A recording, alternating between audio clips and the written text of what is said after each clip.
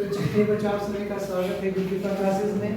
तो आज हम करेंगे एक्सरसाइज 3.1 का क्वेश्चन नंबर 2। अगर आप लोगों को याद होगा तो जो हमारा इंट्रोडक्शन पार्ट था उसमें हम लोगों ने सारे फार्मूलाज पढ़े थे। बस ये जो क्वेश्चन नंबर 2 और 3 है बिल्कुल उन्हीं फार्मूलाज पे बेस्ड है। एक बार उन फार्मूलाज को रिकॉल करते हैं।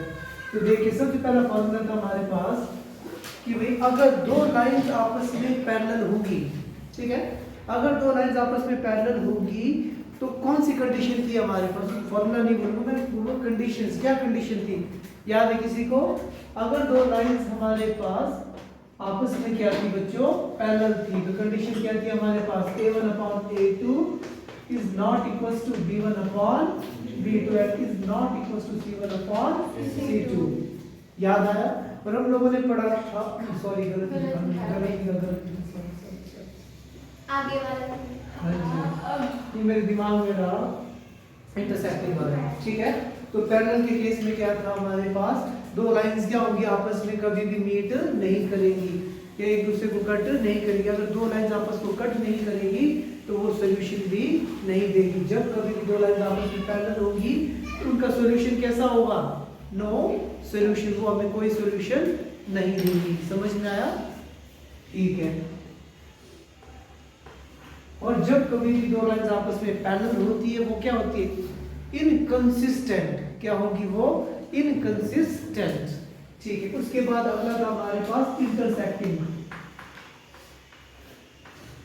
इंटरसेक्टिंग, अगर दो लाइंस क्या कर रही होगी आपस में किसी एक पॉइंट पे क्या करेगी, वो किसी एक पॉइंट पे कट करेगी, ठीक है जी। तो हम बोलेंगे इन दोनों लाइंस का नेचर कैसा है, they are intersecting each other. अगर एक पॉइंट पे कट करते तो सॉल्यूशन कितना देगी वो हमें, ओनली वन। तो हम बोलेंगे ये जो दो लाइंस होंगी उनका सॉल्यूशन किस नेचर का होगा, वो हमें देगी यूनिक सॉल्यूशन। सिर्फ यूनिक मतलब सिर्फ एक सॉल्यूशन होगा इसका।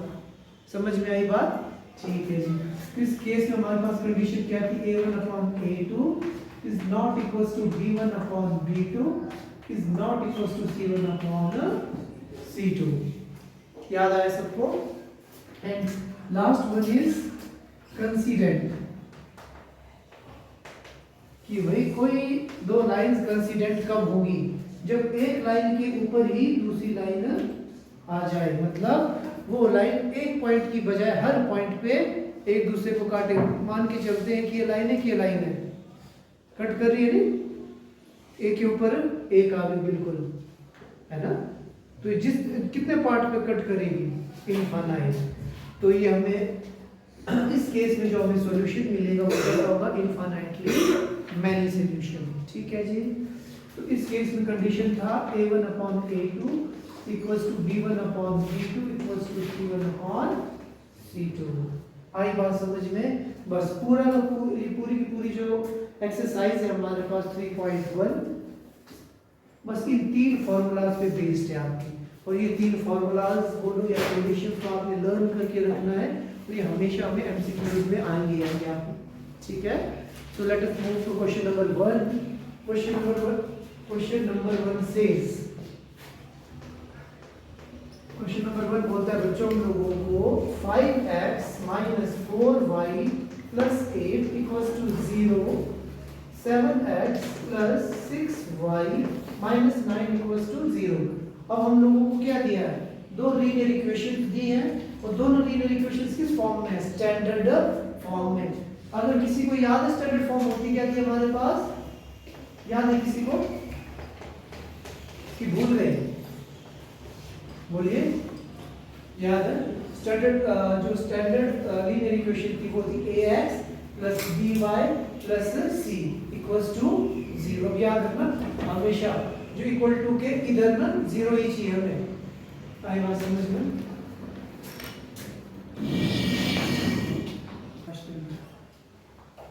अच्छा, तो स्टैंडर्ड जो हमारे पास लीनियर इक्वेशन थी वो क्या थी हमारे पास, ax + by + c = 0। तो मैं आप लोगों को कह रहा था कि स्टैंडर्ड फॉर्म का मतलब होगा इक्वल टू के बाद 0 चाहिए हमें। अगर कोई नंबर इधर होगा ना उसको शिफ्ट करके आपने इधर लाना है, ठीक है। कहने का मतलब ये हुआ, फॉर एग्जांपल अगर ये इक्वेशन ऐसी होती बाय चांस, ठीक है, तो तो हम लोग क्या बोलते हैं, कोएफिशिएंट ऑफ x हमें a की वैल्यू देता है, कोएफिशिएंट ऑफ y b की वैल्यू देता है, कांस्टेंट ऑफ कौन सी होती है c की वैल्यू देता है। अब कई बच्चे क्या करते हैं कि c की वैल्यू क्या मान लेंगे इसमें 8 नहीं होगी, हमें क्या करना पड़ेगा, इसको इक्वल टू के इधर लाना पड़ेगा। आई बात समझ में, पॉजिटिव 8 क्या बन जाएगा, यहाँ पे नेगेटिव 8 बन जाएगा। समझ में आई ना मेरी बात, मैं क्या कहना चाह रहा हूँ, तो कहना चाहता हूँ कि इक्वल टू की इधर 0 ही चाहिए हमें, अगर कोई नंबर होता है तो उसको राइट लेफ्ट में शिफ्ट कर देना आपने, बस बात करता हूँ। अब क्वेश्चन क्या है हमारे पास, on comparing the ratios find out whether the line representing the following pair of linear equation intersecting at a point are they parallel or coincident, ये पूछ रहा है क्या होगी इसकी कंडीशन। ध्यान से देखो, a की वैल्यू क्या है हमारे पास, a1 कितना है 5, a2 की वैल्यू कितनी है 7, b1 की वैल्यू कितनी है -4, b2 की वैल्यू कितनी है 6, c1 की वैल्यू कितनी है -8, c2 की वैल्यू कितनी है -9। अब मैं लिखूंगा नहीं -9 कशिश। अब हमने क्या करना है, अब आपने देखना है कि इन तीनों कंडीशंस में, हाँ जी बोलो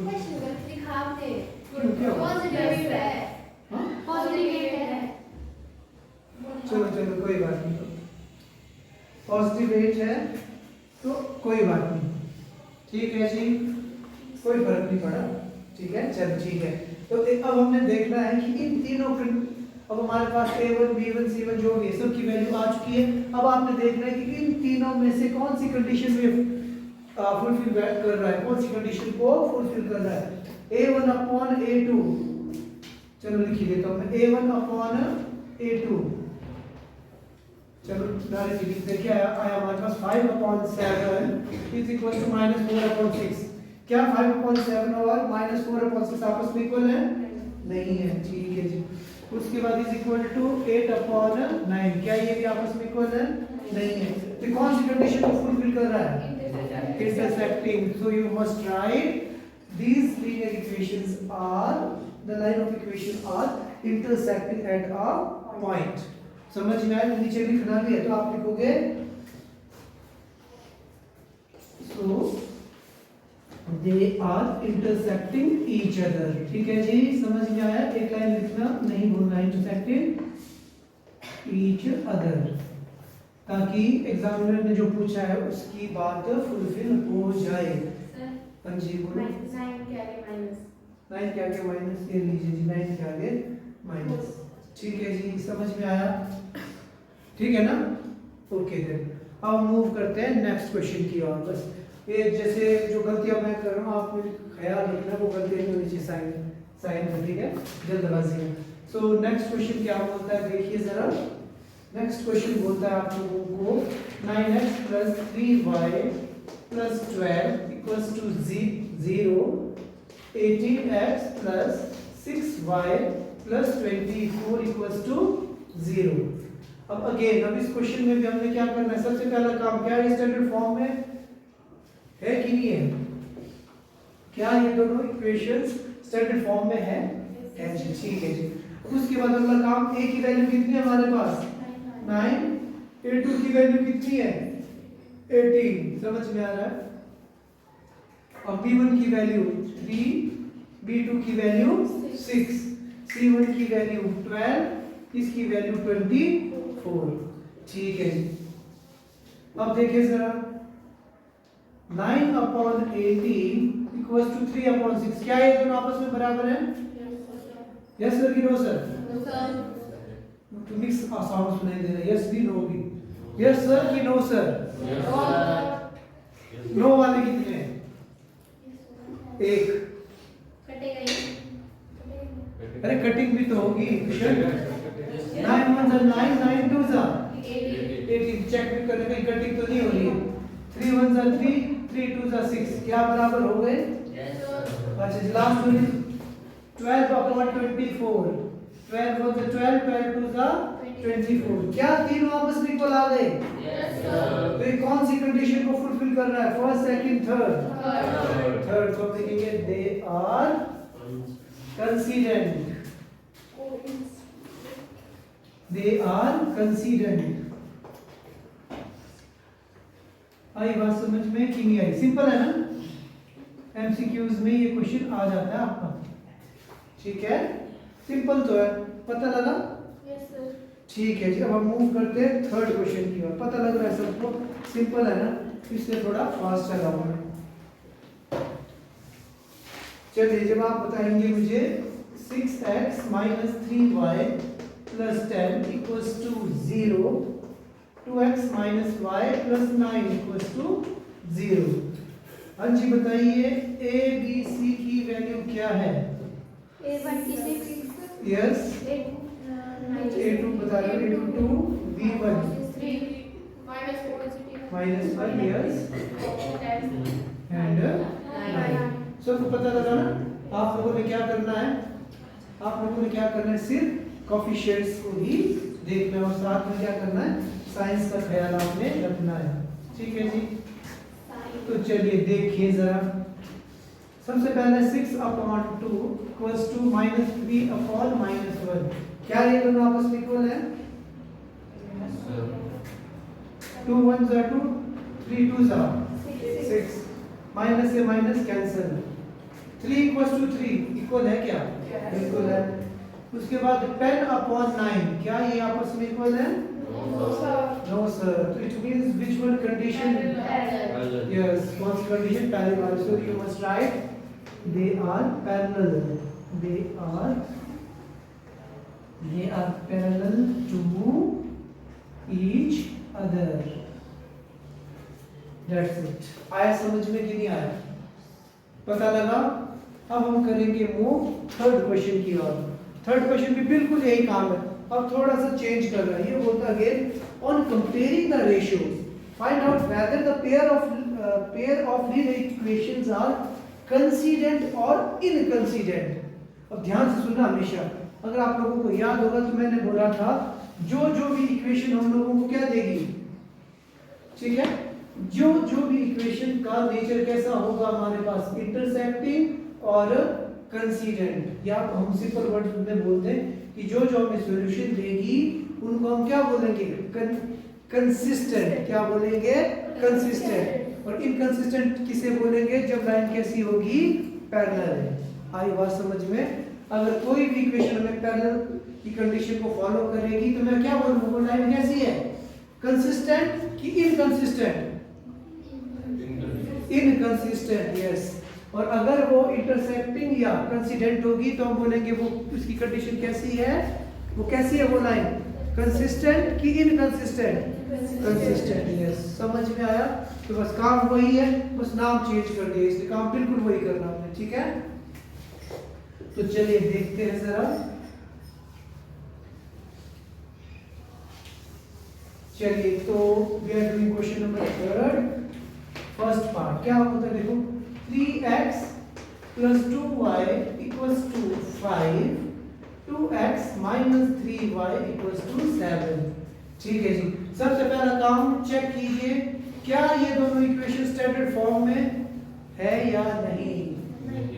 नहीं है। तो स्टैंडर्ड फॉर्म में कैसे आएगी?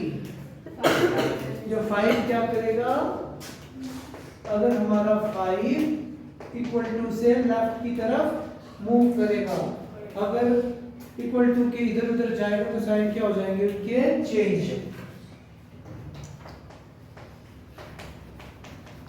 ठीक है जी। अब हम कंपेयर करते हैं। a की वैल्यू कितनी? a1 की वैल्यू 3, a2 की वैल्यू 2, b1 की वैल्यू -3 -5 -7। तो देखो 3/a1/a2 is equals to 2/-3। Are they equal or not?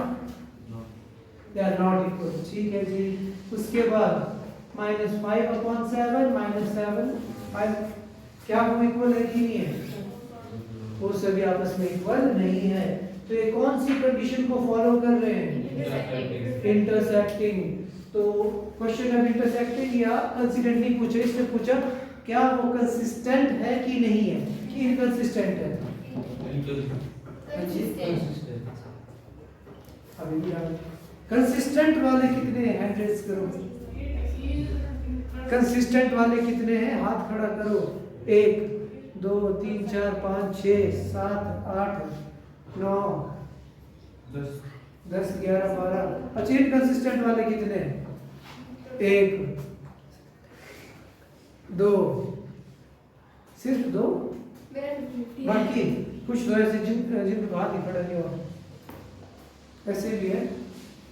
तो मैंने बोला अगर इंटरसेक्टिंग की कंडीशन को फॉलो करेगा, कंसिस्टेंट की कंडीशन को फॉलो करेगा तो वो क्या होगा, प्रथम वो होगा आपका कंसिस्टेंट। तो अभी देखो ये किसकी कंडीशन को फॉलो कर रहा है, आपकी इंटरसेक्टिंग। तो ये क्या होगा, दे आर कंसिस्टेंट है ना, कंसिस्टेंट। क्लियर है। अगर आप रीजन लिखना चाहो तो they are consistent as they are intersecting in nature. ठीक है। अब देख रहे कितने मार्क्स में क्वेश्चन आता है, एमसीक्यूज में आता है या 1 मार्क्स में आता है तो दे आर कंसिस्टेंट लिखेंगे, इनफ है। अगर 2 मार्क्स में आ जाता है बाय चांस, वैसे आएगा तो नहीं बट आ जाता है तो आपने कंडीशन लिख देना, since they are intersecting in nature. आई बात समझ में कि नहीं आई, पता लगा? ठीक। अब नेक्स्ट क्वेश्चन की ओर मूव करते हैं जरा। तो नेक्स्ट क्वेश्चन क्या बोलता है बच्चों आप लोगों का, 2x - 3y = 8, 4x - 6y = 9। Again पहला क्वेश्चन वही, क्या ये दोनों इक्वेशंस स्टैंडर्ड फॉर्म में है या नहीं? नहीं है। तो इसको हमें क्या करना पड़ेगा, स्टैंडर्ड फॉर्म में लाना पड़ेगा। तो कैसे हो जाएगी आपकी, जब 8 क्या करेगा, इस साइड को मूव कर लेगा। ठीक है जी। अब मुझे बताइए A1 B1 C1 की वैल्यू क्या है? A1 2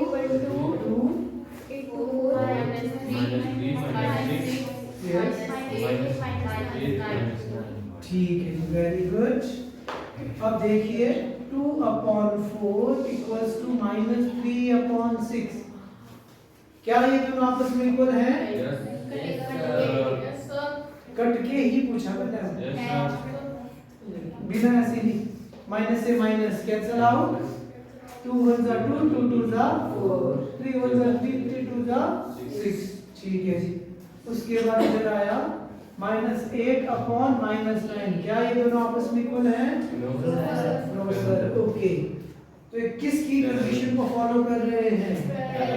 parallel. अगर दो लाइंस पैरेलल होती है तो वो कंसिस्टेंट होती है कि इनकंसिस्टेंट? इनकंसिस्टेंट। क्या होती है प्रथम? इनकंसिस्टेंट। ठीक है जी, तो वो क्या हो जाएगी? इनकंसिस्टेंट। ठीक है, तो मैं लिखूंगा they are inconsistent as the pair of lines are parallel to each other. आ रहा है समझ में कि नहीं आ रहा है? सिंपल है ना, आ रहा है सब पता लग रहा है को। ठीक है जी। अब अगले क्वेश्चन की ओर मूव करते हैं जरा। अब देखो अगला क्वेश्चन थोड़ा इंटरेस्टिंग है, बड़ा है।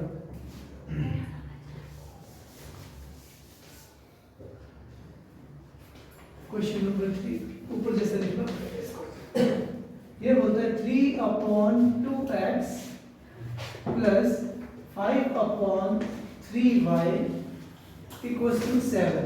अब देखो सबसे पहले तो इसमें प्रॉब्लम क्या है इस क्वेश्चन में, ये अपॉन है। वैसे जरूरी तो नहीं है कि मैं इसको इसके अपॉन को खत्म करूं, मैं यहाँ पे भी खत्म कर सकता हूँ। बोलो पहले खत्म करना है कि यहाँ पे आके खत्म करना है? पहले करना है। तो पहले खत्म करना है, जिसके लिए हम लोगों को क्या करना पड़ेगा, 2 और 3 का एलसीएम लेना पड़ेगा। 2 और 3 का एलसीएम लूंगा, कितना आएगा वो? 6 आएगा। अब 2 को किससे मल्टीप्लाई करूं कि 6 आ जाए? 2 3 6, इट मींस इसको 3 से मल्टीप्लाई, 3 को किससे मल्टीप्लाई करूं कि 6 आ जाए? छोटे बच्चों की तरह बता रहा हूं। ठीक है, कितना आ गया हमारे पास? 9x + 10y = 7/1।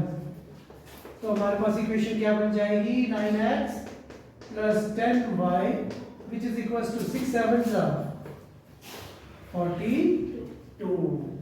इस तरीके से आई बात समझ में? आपने क्या करना, सबसे पहले एलसीएम ले लिया।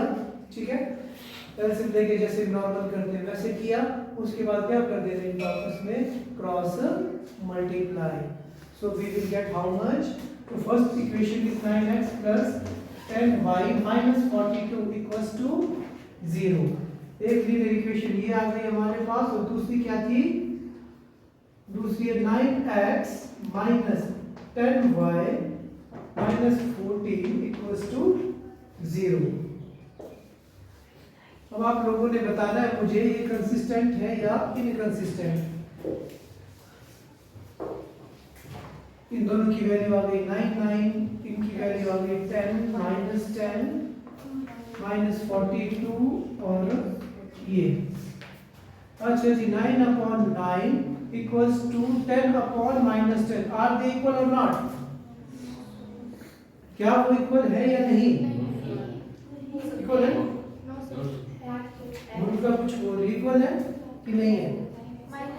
नहीं है। यस, यहाँ पे 1, यहाँ पे कैसा आ गया हमारे पास? -1 है ना। और इस साइड क्या है हमारे पास? -42/14।